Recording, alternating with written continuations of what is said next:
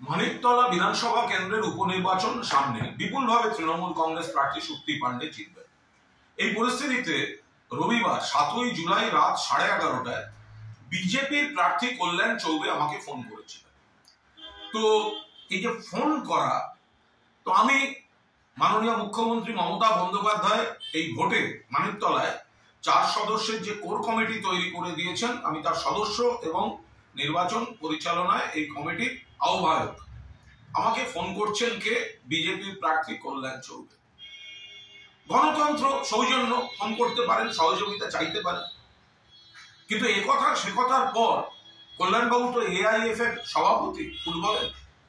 তিনি আমায় বলছেন আমি যদি তাকে সাহায্য করি তাহলে তিনি আমায় খেলার জগতে রাজ্য বা জাতীয় স্তরে বড় পদ দেবেন। আমি এখন মোহনবাগানের সহসভাপতি, তো তিনি ভেবেছেন আমাকে বড় পদ দিলে আমাকে দিয়ে দলের অন্তর্ঘাত করানো যাবে। এটা অত্যন্ত কুরুচিকর, নিম্নমানের, সংকীর্ণ, একটা বাজে মানসিকতা। প্রতিপক্ষের কাছে সহযোগিতা চাওয়া যেতে পারে, খেলার মাঠের সৌজন্যের পূর্ব পরিচয়, কিন্তু তার সঙ্গে এই যে ঘুষ দেওয়ার প্রবণতা, আপনি মনে করলে আমি আপনাকে জাতীয় স্তরে, আপনি AIF এর সভাপতি বলে কুণাল ঘোষ, আজ মনে রাখবেন কেন্দ্রীয় সরকার আমাকে টেলিফোন অ্যাডভাইসারি কমিটির চেয়ারম্যান করেছিল। আমার জীবনের অনেক ঝড় জলের পর আমি প্রত্যাখ্যান করেছিলাম। আমি বলছি অত্যন্ত খারাপ মানসিকতা বিজেপির এই প্রার্থী, এবং বিজেপির এই হচ্ছে হাল, গোহারা হারবে। সেই জন্য তৃণমূলের কোর কমিটির কনভেনারকে বলছি আপনি আমাদের সাহায্য করুন, আপনাকে বড় পদ দেব। এটা তো ঘুষ দেওয়ার চেষ্টা। আমি ওই অডিওটা, ওই অংশটা সকলের জন্য দিয়ে দিলাম। আর অতীতে উনি একটা অত্যন্ত অন্যায় কাজ করেছিলেন, সেগুলো স্বীকার করেছেন। সেই অংশটা আজকে দিচ্ছি না, শুধু ওই অংশটা আপনাদের দিয়ে দিলাম। এই বিজেপি আর এই প্রার্থী হারার পর এলাকা ছেড়ে পালিয়ে গেছিল, ভোট আটকে রেখেছিল মামলা করে। এখন যখন দেখছে গোহারা হারবে, তখন এইসব হচ্ছে ঘুষের অফার, এদের একটা ভোট দেবেন না।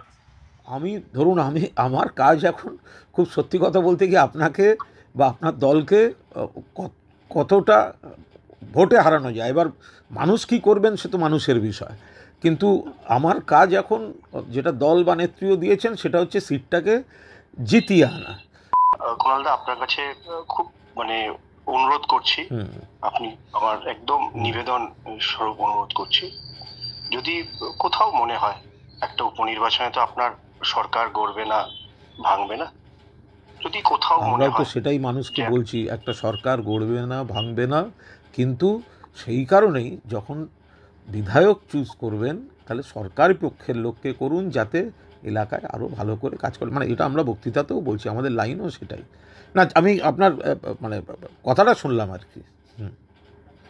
না, আমি ঠিক, আপনি যা বলেছেন ঠিক বলেছেন, কিন্তু আমি যদি এখান থেকে বিধায়ক হতে পারি, আমার মনে হবে যে সেখানে আপনার একটা বৃহৎ ভূমিকা থাকবে।